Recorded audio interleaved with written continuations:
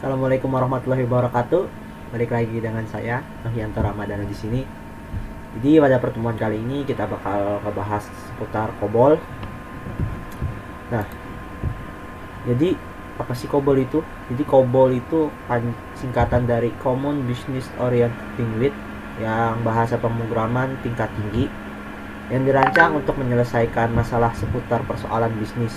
COBOL hampir dapat digunakan pada semua komputer bila terdapat compiler COBOL-nya, diciptakan pada tahun 1959 dan dikembangkan oleh suatu grup bernama Codasyl. Nah, diperkenalkan pertama kali secara formal pada bulan Januari 1960. COBOL mempunyai banyak versi, sehingga untuk mempermudah penggunaannya COBOL terus dikembangkan dan distandarisasi pada tahun 1968 dan 1974 diberi nama ANSI COBOL, American National Standard Institute COBOL, pada tahun 1974. Di COBOL itu terdapat 4 struktur bahasa, yaitu Identification Division, Environment Division, Data Division, dan Procedure Division. Nah, keempat struktur ini tuh wajib ada ketika kita menuliskan program COBOL. Mulai dari Identification Division, jadi ini tuh tentang yang isinya tuh identitas program. Nah, contohnya tuh yang di bawah ini nih, program ID, author, installation, kemudian date written, date compiled, sama security. Nah, bagian ini tuh nggak berpengaruh terhadap programnya. Kemudian ada environment. Environment ini berisi tentang keadaan komputer dan alat-alat yang digunakan. Divisi ini terdiri atas 2 section, yaitu configuration section dan input-output section. Nah, konfigurasi ini berisi informasi mengenai komputer yang digunakan dan menerangkan peralatan yang digunakan untuk memproses file. Kemudian selanjutnya ada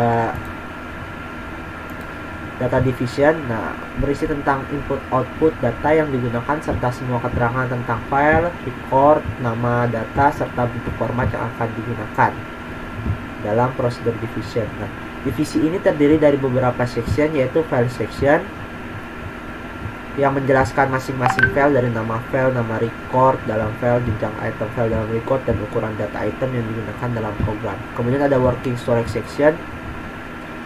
Nah, di sini itu untuk mendeklarasikan variabel. Jadi variabel yang akan kita gunakan pada program dideklarasiin di bagian ini. Ini ada screen section ini untuk merancang tampilan IO program. Kemudian NIX ini untuk menerangkan data yang mempunyai hubungan dengan program lain, dan report section menggambarkan bentuk dan laporan yang akan dicetak. Nah, selanjutnya ada procedure division. Mungkin ini division yang paling penting, karena divisi ini inti dari pemrograman COBOL, karena semua prosedur pengerjaan proses dari input data menjadi output. Nah, beberapa statement pada prosedur division tuh ada accept, yaitu menerima input. Jadi kalau kita menggunakan statement ini, kita bisa menerima inputan dari keyboard gitu. Kemudian ada display untuk menampilkan output, dan stop run ini untuk menghentikan kerja program. Nah, dalam pembuatan program keempat, judul ini harus ditulis di kolom ke-8. Nah, jadi judul dari identification, environment, data, dan prosedur itu wajib ditulis pada kolom ke-8. Nanti dijelasin kenapa harus kolom ke-8. Nah, kemudian bentuk data. Bentuk data itu ada 2 macam, ada variabel dan ada konstanta. Variabel ini data yang bisa berubah-ubah. Dan kemudian kalau konstanta itu data yang bentuk dari data dibutuhkan untuk pengolahan, di mana nilainya tidak tergantung dari input yang dibaca, melainkan telah didefinisikan terlebih dahulu. Kemudian COBOL juga mempunyai beberapa reserve word. Jadi ini itu kata-kata yang nggak boleh digunakan sebagai variabel ya. Kemudian ada definite word. Jadi user definite word adalah kata-kata yang digunakan oleh programmer untuk membuat dan mendefinisikan hal-hal yang boleh dibutuhkan oleh programmer, seperti nama program, nama alat, nama file, nama record, nama data, nama index, nama kondisi, nama prosedur, nama seksi, dan nama kualifikasi itu boleh. Nah, kemudian ada aturannya. Pemberian nama bebas dengan mengingat syarat-syarat sebagai berikut. Jadi panjang maksimum karakternya itu 30, paling sedikit harus mengandung 1 huruf. Kemudian tidak boleh mengandung karakter khusus kecuali hyphen atau minus yang harus diletakkan di tengah-tengah nama. Kemudian tidak boleh menggunakan COBOL reserved word dan tidak boleh ada blank atau spasi. Ini ada level number. Di COBOL ini kita menggunakan level number, yaitu suatu nilai integer yang menunjukkan jenjang dari kata item dalam suatu record. Makin besar nilai integer, makin rendah tingkatannya. Jadi misal 1 untuk mewakili keterangan dari record atau record description. Kemudian 2 sampai 49 itu digunakan untuk mewakili keterangan dari data item. Kemudian 66 untuk renames dan 77 digunakan untuk mengawali data item yang berdiri sendiri. Dan hanya boleh terdapat pada working storage section. Yang 88 digunakan untuk mengawali suatu nama kondisi. Nah, ini ada picture clause. Jadi picture clause ini kalau kita bilang mungkin seperti tipe datanya. Kayak picture karakter 9 untuk mengandung nilai-nilai numerik. Kemudian untuk picture karakter V menunjukkan lengkap anggapan dari titik desimal karakter P. Nah, ini bisa kalian baca. Ini ada picture editing. Nah, tanda plus digunakan di awal atau di akhir data, maka akan tampak dicetakan bila data bernilai positif, dan jika data negatif akan muncul tanda minus jika tidak di angka positif. Kemudian ada tata cara penulisannya.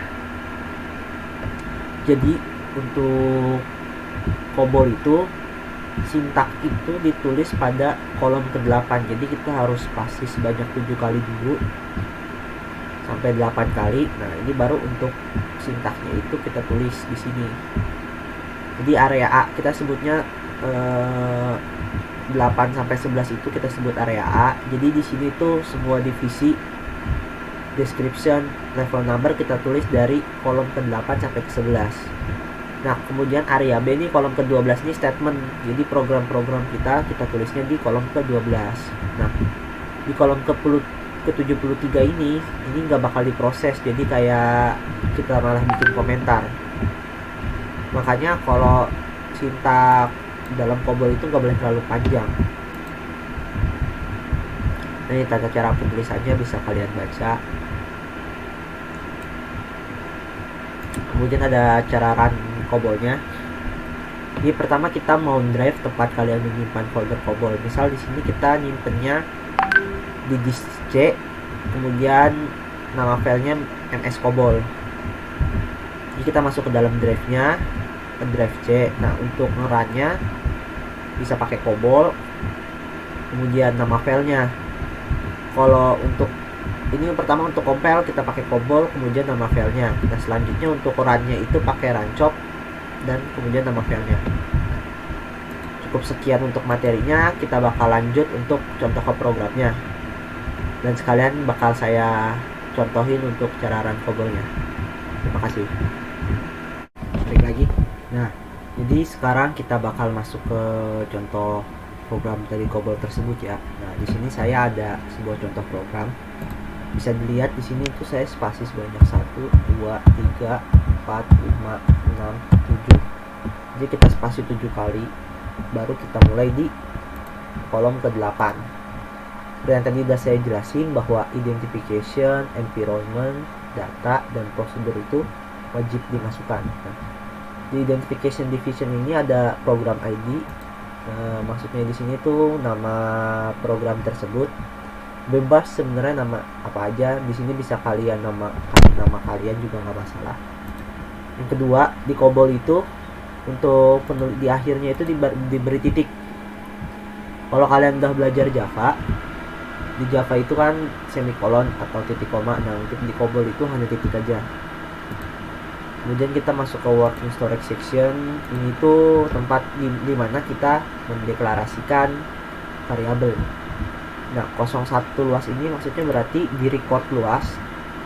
Di record luas itu dalamnya ada variabel P, L, T, dan luas kubus.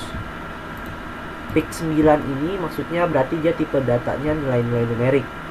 Dan 2 di sini berarti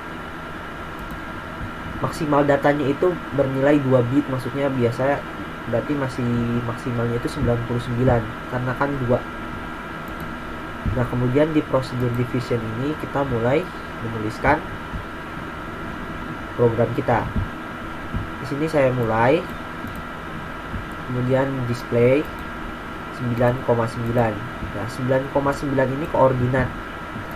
Jadi dia bakal mendisplay di baris ke-9, kolom ke-9, dan program itu bakal nampilin panjang.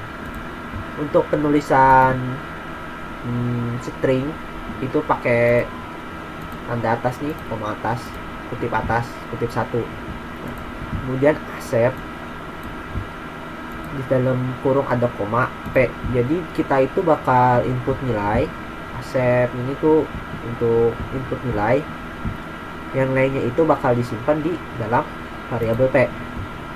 Begitu pula jangan bawahnya display 10,9, berarti dia bakal nampilin di baris ke-10, kolom ke-9, tulisan lebar.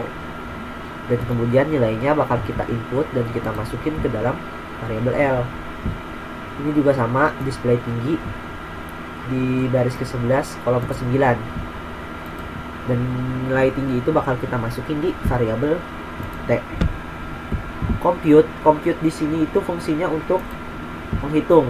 Jadi kita bakal menghitung nilai dari luas kubus.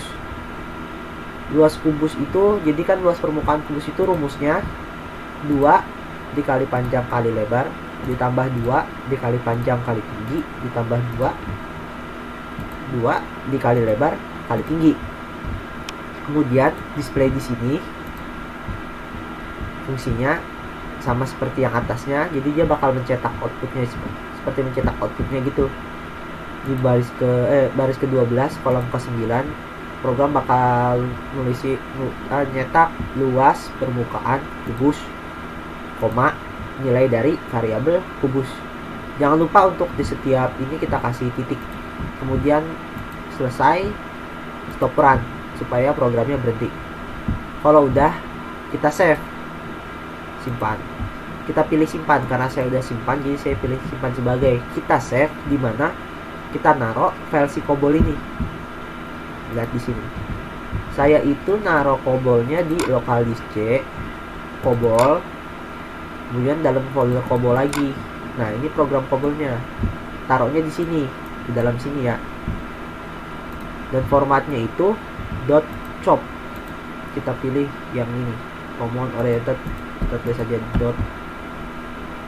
.chop. Nah, seperti itu. lp kubus.chop. Kalau udah, kita save. Untuk ngerunnya, kita buka DOSBox.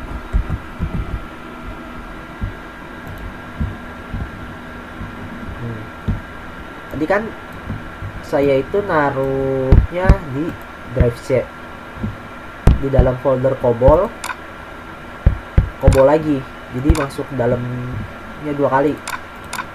Jadi caranya ini, mount C titik 2. Jadi saya naruh di dalam COBOL-nya lagi. Ini kita enter. Kalau sudah seperti ini, sekarang kita masuk ke directory C-nya dulu. Nah, kalau sudah, tinggal kita compile file yang tadi, COBOL. Nama filenya lpkubus.com. Udah, kita enter. Nah, sampai ada tulisan no error warning, berarti tidak ada error kan. Kalau udah kayak gini berarti compile berhasil. Selanjutnya tinggal pakai sintak run chop. Nama file tadi lpkubus. Langsung aja, nggak usah pakai .chop, langsung run chop lpkubus. Kita enter. Nah, programnya bakal jalan.